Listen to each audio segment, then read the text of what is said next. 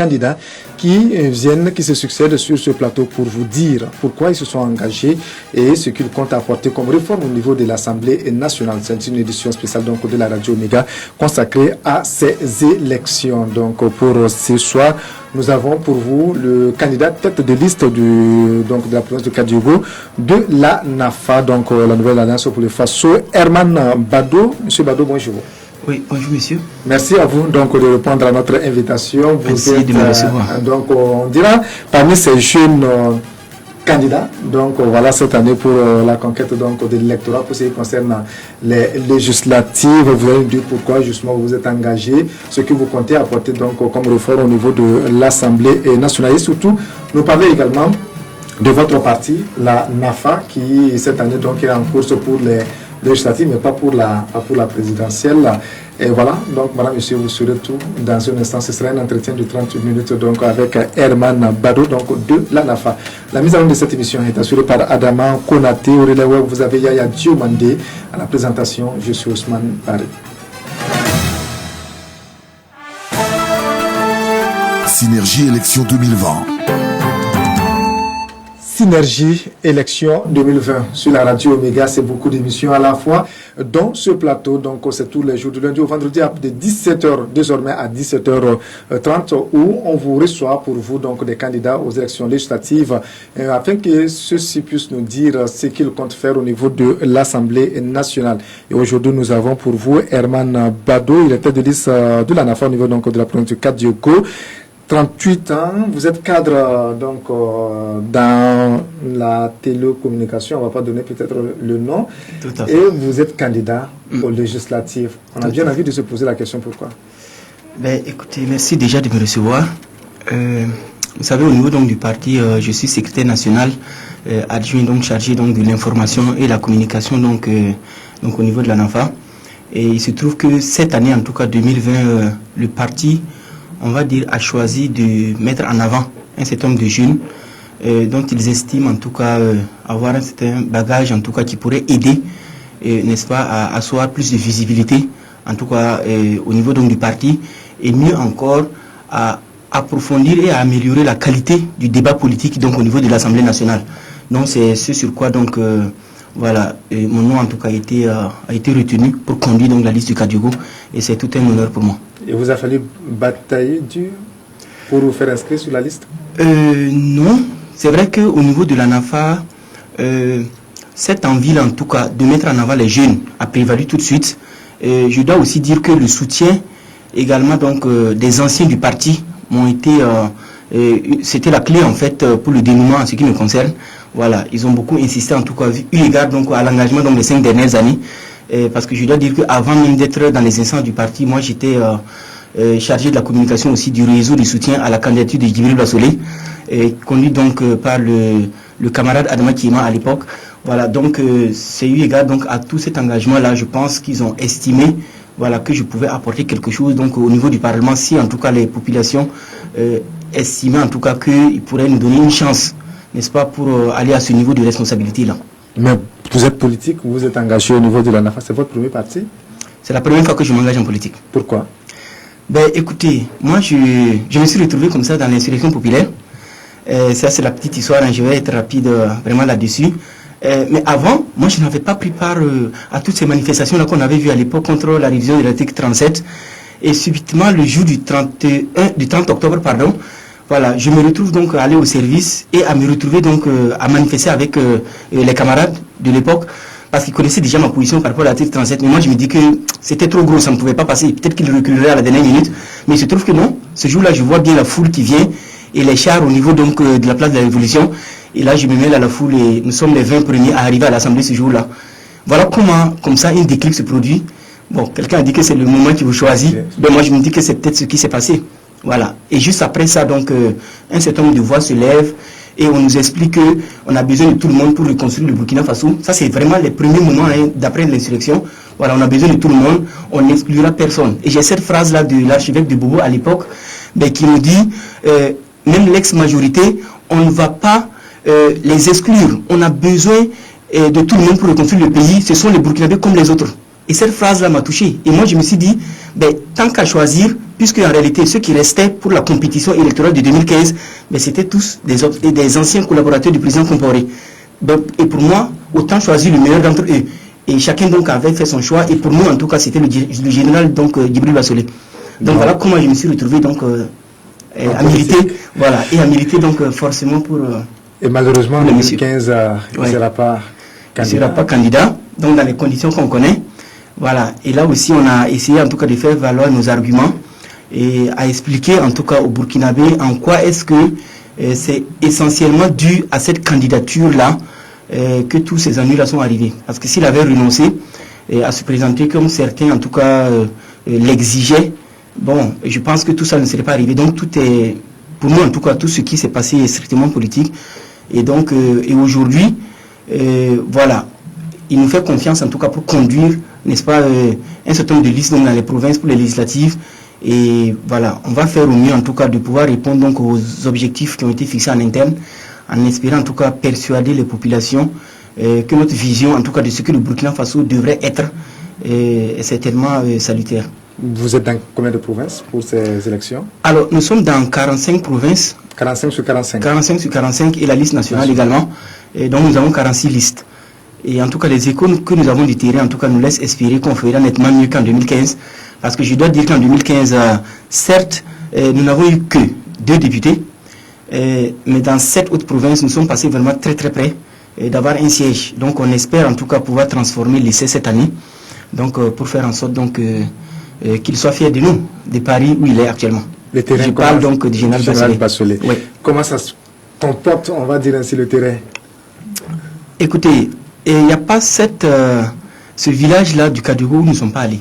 Que ce soit donc la vingtaine donc, des villages autour de Koubri, la soixantaine autour de Tanguy-la-Souris. En tout cas, on a tout fait pour avoir une présence. Et en tout cas, on se donne les moyens donc, de pouvoir toucher l'électorat. Mais soit dit en passant, ce qui nous a beaucoup surpris, c'est qu'il n'y a pas de route pour arriver là-bas. Vraiment, il n'y a pas de route. On est dans le Kadougou. On est dans le Kadougou et c'est très difficile. Il n'y a pas de route. Bon, on parle beaucoup de routes en ce moment, mais il n'y a pas de route pour arriver là-bas. Mais en tout cas, nous, on a essayé au mieux de toucher les populations. Parce que pour revenir même sur votre première question sur pourquoi cette candidature-là, mais pour moi aussi c'était l'idée de me dire que être le porte-voix fidèle de la population, c'est un challenge et c'est quelque chose qui, moi, a priori en tout cas, je me suis dit que ça allait me passionner. Autant, voilà, essayer en tout cas d'aller à l'écoute et prendre des notes et ensuite réellement pouvoir en tout cas rendre fidèlement ce que les personnes donc, ont soulevé donc, comme préoccupation et même comme exigence. Voilà, et en espérant ensuite pouvoir, en tout cas, améliorer le quotidien des populations. Parce que contrairement à ce que les gens pensent, un député, ce n'est pas là seulement pour, on dit brièvement, contrôler l'action du gouvernement, etc., consentir l'impôt. Moi, je trouve que c'est trop vague. Ça ne parle pas vraiment aux populations. Mais en réalité, quand on creuse ces termes-là, en réalité, en bas, mais ça cache un vrai pouvoir donné, en tout cas, aux élus, de pouvoir même contraindre ceux qui décident là, notamment l'exécutif, à prendre un certain nombre de dispositions, ou en tout cas à ne pas voter des lois, on va dire antisociales, qui vont à l'encontre des intérêts des populations. Donc vous trouvez que les députés ne jouent pas pleinement leur rôle actuellement? En tout cas, les 5 dernières années, clairement, et je pense même d'ailleurs qu'il est urgent de changer de majorité. Ça, c'est vraiment notre conviction, au vu de ce que nous avons constaté sur le terrain. Et en tout cas, nous sommes persuadés que les 5 années ont été largement suffisants, n'est-ce pas, pour permettre aux populations de pouvoir, comment dire, améliorer en tout cas leurs conditions de vie pour en tout cas rendre moins pénible le quotidien des gens. Mais à ce niveau-là, en tout cas, je pense qu'il y a un gap qui s'est créé donc, entre les élus et ceux en tout cas que nous avons sur le terrain, notamment sur le plan de la sécurité. Je vais peut-être, si l'occasion en tout cas nous est donnée, on va en parler. Le foncier, au niveau donc de l'emploi, du travail de façon générale, beaucoup ne le savent pas, mais le député, il a un pouvoir énorme pour influencer sur ces questions-là. On va aller élément par élément. Donc vous voyez, qu'est-ce que le député peut faire? Alors, vous voyez, si au Burkina Faso, les députés avaient d'entrée de jeu, dès 2015, quand nous avons commencé à être attaqués, adopté une loi qui contraint l'exécutif à associer l'ensemble des forces vives de la nation dès lors que 5% du territoire national est menacé. Je pense qu'aujourd'hui, on ne serait pas là à compter près de 450, si j'en crois les chiffres dans les ONG, des 450 de nos soldats qui sont tombés en 5 ans. Nous avons près de 1200 civils qui sont tombés. près d'1,2 million populations donc, qui ont fui leur domicile. Non, je crois que si les députés, en tout cas, avaient eu le courage d'adopter une loi pour contraindre l'exécutif à ne pas avoir une posture politicienne, mais à associer l'ensemble des forces vives donc, de la nation, je pense que ce bilan-là aurait été nettement moindre. Et aujourd'hui, nos populations seraient chez elles paisiblement à cultiver leurs champs. Et déjà, à l'époque, ce n'était pas simple. Mais déjà, ils seraient donc dans la dignité, mais ne seraient pas aujourd'hui donc des mendiants dans les grandes villes du Burkina. Ça, c'est un. Et aujourd'hui, en tout cas, nous demandons aux populations de nous faire confiance au niveau donc, de la nouvelle Alliance du Faso. En tout cas, si on nous fait confiance et que nous arrivons à l'Assemblée, ce sera une des priorités, contraindre. Parce que on a entendu des propositions lors donc, de cette campagne qui vient de commencer, où beaucoup, en tout cas, nous promettent que probablement, n'est-ce pas, courant 2021, il y aurait un mécanisme, en tout cas, qui va permettre donc, de réconcilier enfin tout le monde et d'asseoir tout le monde autour de la même table. Mais ça, c'est une probabilité, c'est vrai, qui est intéressante. Mais nous, ce qui nous plairait le plus, et ce que nous voulons, c'est une probabilité certaine. Et la probabilité certaine, là, c'est vraiment de changer de majorité. Parce que si ceux qui sont en place aujourd'hui ne sont pas réélus, et si nous changeons de majorité, mais la réconciliation, elle suffira automatiquement. On n'aura même pas besoin. On ne va pas assister aussi à une sorte soit de vengeance de la nouvelle majorité sur l'ancienne ou bien à un retranchement de l'ancienne majorité? Alors, je ne pense pas. Parce qu'aujourd'hui, les ingrédients pour aller donc à la réconciliation là, sont connus de tout le monde. Mais c'est le courage politique qui manque. Donc, ceux-là qui ont intérêt aujourd'hui, en tout cas à l'attentisme et à laisser le temps passer, c'est ceux qui gouvernent aujourd'hui. Est-ce que vous voyez aujourd'hui, demain, un édit, par exemple, refuser que Blaise rentre au pays? Est-ce que vous voyez, je ne sais pas moi, un Diabré refuser que Zila rentre? Vous voyez un peu ce que je veux dire? Un édit au pouvoir, ce serait Maître Sankara hors du Burkina? Non, je ne pense pas. Bon, je n'ai pas d'éléments qui me permettent de dire qu'il y a un écart, ou en tout cas comment dire ça, qu'il y aurait en tout cas un point de discorde indifférent entre les deux. Ou même des natures judiciaires qui pourraient contraindre un à fuir. Mais de façon générale, moi je pense que les acteurs, en tout cas qui ne sont pas associés là, se retrouveraient plus facilement. Et la nouvelle Alliance du Faso d'ailleurs souhaite dire ici que si réellement l'ensemble des forces vives de la nation sont conviées, ben, nous ne serons pas en reste. Nous allons donc nous associer. Et bien sûr, au niveau donc, de l'AFA, clairement, nous connaissons quelqu'un qui est capable aujourd'hui, en tout cas, de redonner le sommeil aux Sahéliens et de redonner donc le sommeil donc aux gens de l'Est. Et donc, il est à Paris actuellement, il se soigne. En tout cas, il est pris en charge convenablement. Et nous espérons vraiment que si l'occasion nous est donnée, et je pense que nous pourrons en tout cas participer activement à ce que le pays puisse retrouver, n'est-ce pas, au minimum son lustre d'antan, voire se projeter donc sur la scène internationale, voilà, de façon beaucoup plus crédible que ce qu'on a aujourd'hui. Et par rapport aux questions foncières, qu'est-ce que vous comptez apporter comme changement? Alors, vous voyez, au niveau du foncier, nous avons écouté énormément les populations sur le terrain. Il y a une constante qui revient. Vous savez, même ceux-là qui ont la chance de trouver l'emploi et qui souhaitent, n'est-ce pas, fonder un foyer et tout ça, en tout cas se responsabiliser, se projeter dans la vie, ce n'est pas évident, n'est-ce pas, parce que l'accessibilité même à la terre aujourd'hui au Burkina Faso est problématique. C'est pourquoi nous, à la nouvelle Alliance du Faso, nous proposons aux populations, si réellement les gens nous font confiance, nous allons, d'entrée de jeu, demander qu'on puisse informatiser l'ensemble du fichier du foncier au niveau du Burkina Faso. Parce que si les gens entendent, comme on l'a vu dernièrement au niveau donc, des rapports, là, qu'il y a des gens qui ont 2000 parcelles à leur nom, à eux seuls, ça pose des questions. Et à côté, vous avez donc des gens qui ont besoin de prendre un prêt de au minimum 10 ans pour espérer avoir donc un terrain, notamment à Ouagadougou. Ça, c'est le cas vraiment que je connais le mieux puisque je suis candidat donc, tête de liste donc, de la NAFA à Ouaga. Et donc, ça nous permet aujourd'hui de dire une chose. Si réellement, le Burkina Faso est un pays vaste, c'est 374 000 km², il y a de la terre suffisamment en tout cas pour permettre que les plus faibles, là, qui n'ont pas accès à la terre, puissent en bénéficier. Vous savez, le Japon par rapport au Burkina, c'est pas la même superficie, ils sont nettement plus nombreux, mais il y a suffisamment de terre pour loger les gens, et on cultive même, on nous amène du riz ici. Donc c'est pour dire qu'il y a une intelligence collective qu'il nous faut trouver, et nous nous proposons simplement qu'à ce niveau-là, si un jeune arrive à la mairie, ou un moins jeune, mais pourvu que ce soit quelqu'un qui n'ait pas déjà un terrain en son nom, que la mairie, nous avons étudié le sujet, je vous assure que c'est faisable. Donc, quand ils vont à la mairie pour célébrer une union, s'ils n'ont pas encore de terrain, et bien que la mairie puisse leur garantir donc un PUH. Ça, c'est une solution qui peut être trouvée, parce que ceux-là aujourd'hui qui sont dans le besoin urgent, en tout cas du parcelle, c'est certainement ceux-là qui comptent fonder une famille, et en tout cas qui comptent mettre donc les enfants futurs donc à l'abri du besoin et tout ça.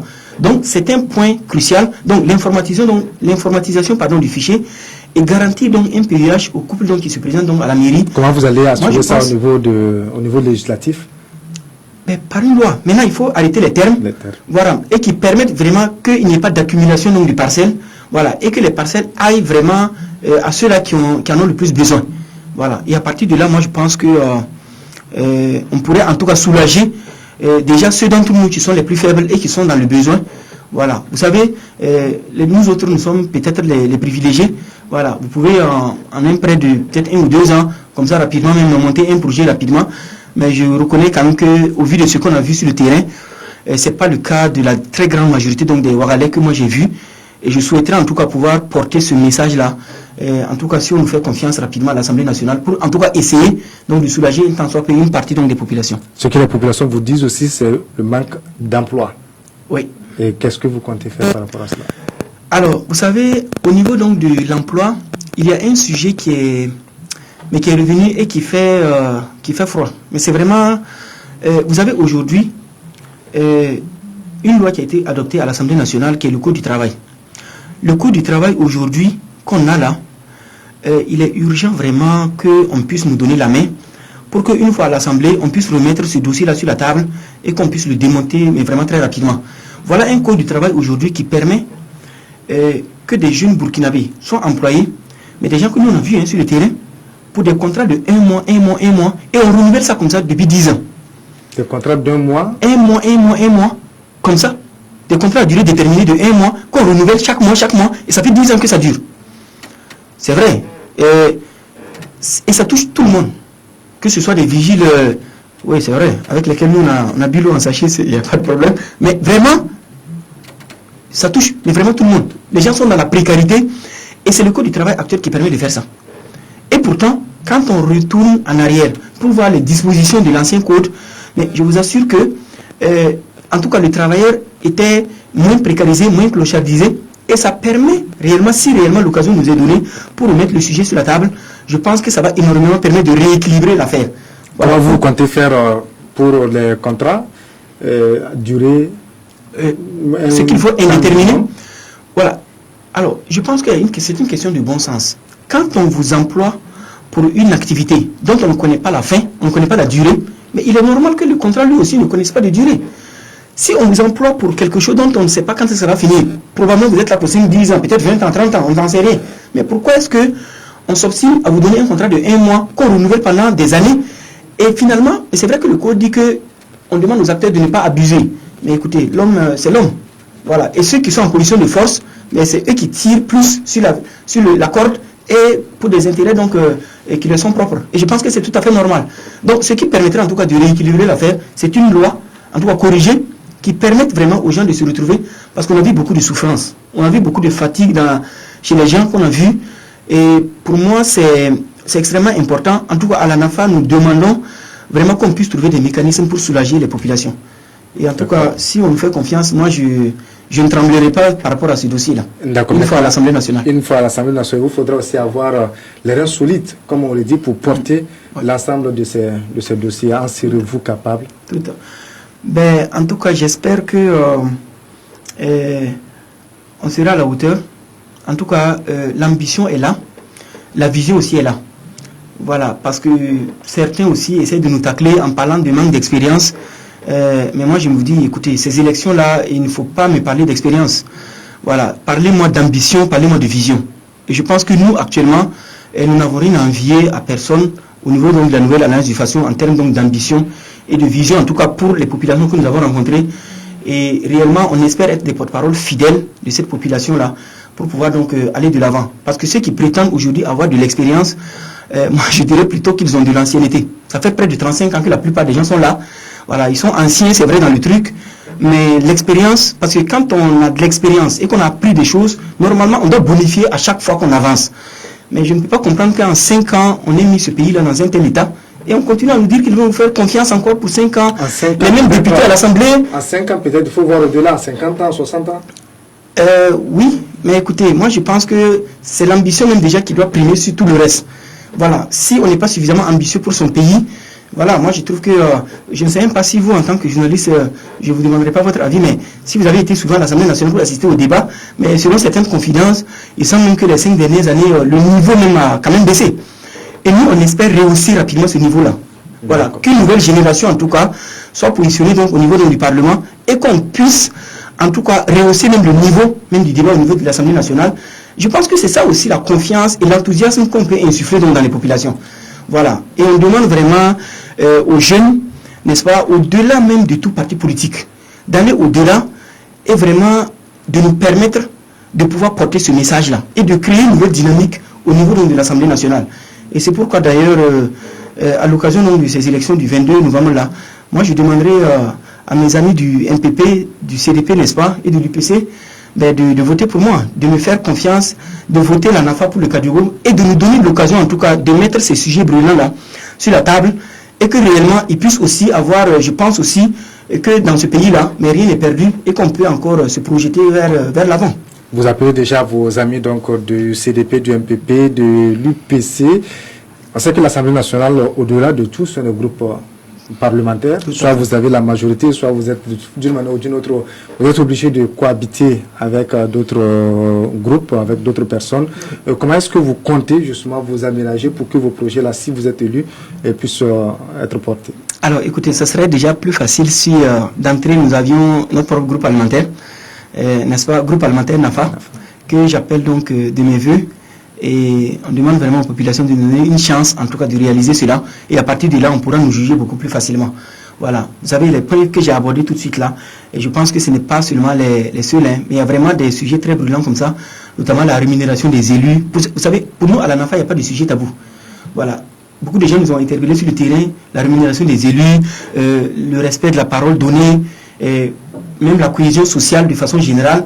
Voilà pourquoi est-ce que un certain nombre de tractations sont en cours comme ça et on ne sait pas exactement voilà comment on va en sortir.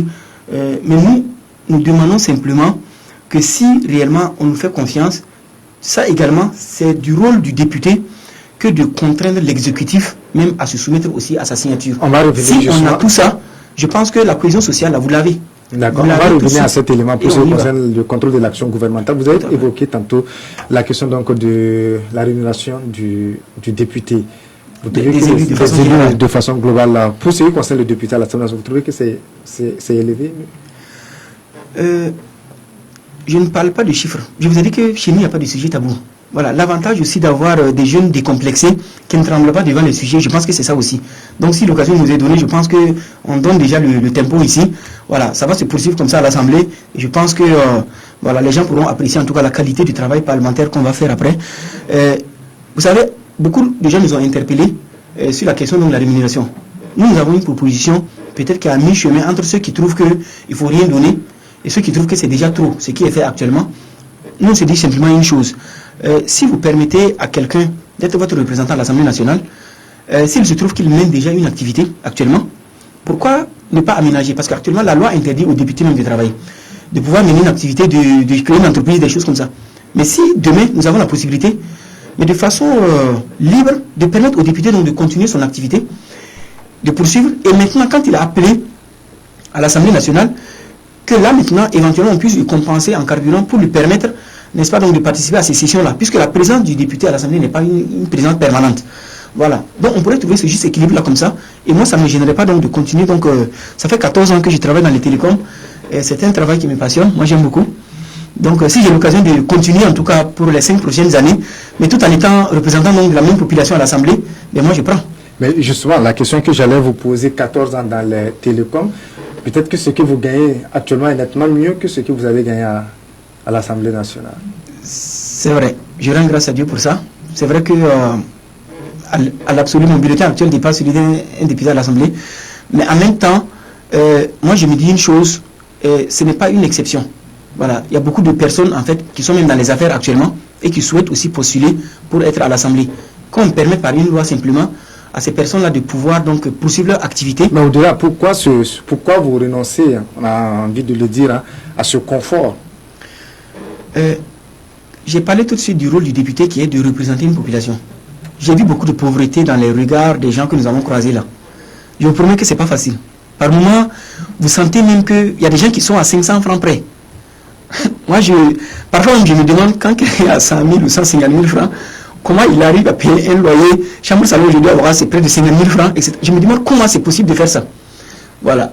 Bon, les autres aspects, je laisse. Ouais. Mais c'est pour dire que c'est... Non, je trouve que c'est extrêmement, extrêmement difficile. Donc, quand vous êtes représentant d'une population, je pense qu'il vous faut être en phase avec cette population-là pour qu'il n'y ait pas de perte de confiance vis-à-vis donc de cette population-là. Et que donc, c'est cette confiance-là qui va permettre aux gens de faire confiance à l'action publique ou aux représentants de façon générale, et que cette confiance-là, en tout cas, permette aussi de contenir les gens. Parce que quand les gens n'ont pas confiance, et on a l'impression que les élus même, permettez-moi l'expression, mais se foutent de leur gueule, une fois élus et tout, mais c'est ça aussi qui crée l'incivisme qu'on voit là, les gens se révoltent un peu, voilà, tout le monde est sur les nerfs, simplement parce que les gens, parce que l'expression n'en ont plus rien à foutre. Et quand c'est comme ça, c'est extrêmement difficile. Donc on a une confiance en tout cas à retrouver avec les populations, et s'il faut faire l'effort nécessaire pour être en phase, mais moi je pense qu'il faut le faire. Vous êtes, si vous êtes élu, vous aurez également donc à contrôler l'action du gouvernement. Comment vous comptez le faire? Alors, vous savez, en matière de contrôle de l'action gouvernementale, si c'est extrêmement bien mené, moi je pense que ça peut permettre d'apaiser même la société de façon générale. Vous savez, pendant les 5 dernières années, là, on a eu beaucoup de grèves. On a eu beaucoup de grèves, personnellement, que moi je trouve légitimes, parce que je dois dire aussi que j'ai un parcours aussi dans le monde syndical avant de me retrouver donc dans la sphère politique. On a plutôt l'impression que l'autorité exige toujours de ceux qui sont en face là, les populations ou leurs représentants, qu'ils se soumettent à l'autorité de façon générale, mais l'autorité elle-même ne se sent pas obligée de se soumettre à sa propre signature ou à sa parole, la parole donnée. Et pourtant dans nos sociétés quand même, quand quelqu'un qui dirige ou en tout cas qui a une position supérieure donne une parole, c'est une parole qui compte. Mais si après cette parole-là n'est pas respectée, mais c'est ça qui crée toute cette défiance que vous voyez là. Ça crée donc la contestation, et cette contestation-là finit par abaisser l'État. C'est ça que nous avons constaté au Burkina Faso et qui amplifie donc le phénomène donc de l'incivisme de façon générale qu'on voit. Et encore une fois ici, nous proposons à la NAFA de contraindre l'exécutif à se soumettre à sa propre signature. C'est un béaba. Si on arrive à ça, je pense que les partenaires sociaux et le gouvernement de façon générale vont se retrouver, et les députés ont un rôle important à jouer à ce niveau-là. S'ils arrivent en tout cas par un geste courageux à contraindre les partis-là à se mettre au même niveau, moi je pense que c'est gagné pour tout le monde. Parce que tout ce qu'on a eu comme perturbation, je pense que ça n'honore personne, ça n'honore pas en tout cas notre pays. Herman Badou, vous êtes candidat tête de liste pour donc, les législatives au niveau du Kadiougo au compte de la NAFA. Dites en 30 secondes donc à ceux qui vous écoutent actuellement pourquoi ils doivent vous voter. En tout cas, nous demandons, il faut rester humble, c'est une élection. C'est au soir donc, du 22 qu'on saura donc ce qui s'est passé. Mais nous espérons en tout cas avoir une chance, n'est-ce pas, de porter à l'Assemblée donc l'ensemble donc, des propositions dont je viens de parler. Et pour nous, en tout cas, il est clair que quand on dit même que nous ne compétissons pas pour la présidentielle, en réalité, nous sommes impliqués aussi dans la présidentielle. Parce que nous faisons corps avec toute l'opposition politique pour faire en sorte aujourd'hui, mais que la parenthèse politique que nous vivons depuis 5 ans, on puisse la refermer au soir du 22 novembre. Vous soutenez un candidat spécifiquement? Alors, c'est vrai que l'UPC soutient donc les candidats donc, de la NAFA pour certaines provinces au cas par cas. Voilà. Et c'est là qui fait qu'en échange, effectivement, nous autorisons, donc, nous appelons nos éléments aussi à voter pour le docteur Diabri. Voilà. Maintenant, parce qu'effectivement, l'UPC soutient aussi les candidats de la NAFA pour les législatives, donc dans certaines provinces, en tout cas au cas par cas. Donc pour nous, aujourd'hui, vraiment, il est question vraiment d'appeler les jeunes au niveau donc du Kadiougo de façon générale à nous aider. Moi, je leur demande vraiment de voter pour moi, de m'aider en tout cas, à ce que je puisse, au-delà donc de tout parti politique, vraiment, que ce soit donc du MPP, du CDP ou de l'UPC, je leur demande en tout cas de nous offrir cette chance-là, en tout cas de pouvoir redynamiser en tout cas le débat parlementaire au niveau donc de l'Assemblée nationale. Et à partir de là, je pense qu'on pourra donc regarder les choses de façon plus positive et plus optimale donc au Burkina Faso. Herman Bado, merci. Merci. Donc, je rappelle, vous êtes candidat tête de liste au niveau du Kadiogo de la NAFA. Vous nous parlez donc tantôt de ce que vous comptez apporter comme changement au niveau de l'Assemblée nationale. Ce sera tout pour ce numéro donc de votre plateau consacré aux élections présidentielles et législatives donc du 22 novembre 2020. On se donne rendez-vous demain. Demain à partir de 17h pour un autre numéro. Mais en attendant, à 16h, vous savez que vous avez le journal donc de la campagne et dans toutes nos éditions donc du journal Parler, vous avez des pages consacrées à ces élections. Le grand rendez-vous, c'est tous les jours, à partir de 21h, donc avec les candidats engagés à la présidentielle. Ce soir, le rendez-vous, c'est avec Yacouba Isaac Zida, et justement qui vous dira pourquoi il est candidat à l'élection présidentielle. Merci à Adama Konaté pour la mise en œuvre de cette émission. Merci à Yaya Diomandé pour le relais web. L'info continue sur le www.omegabf.net.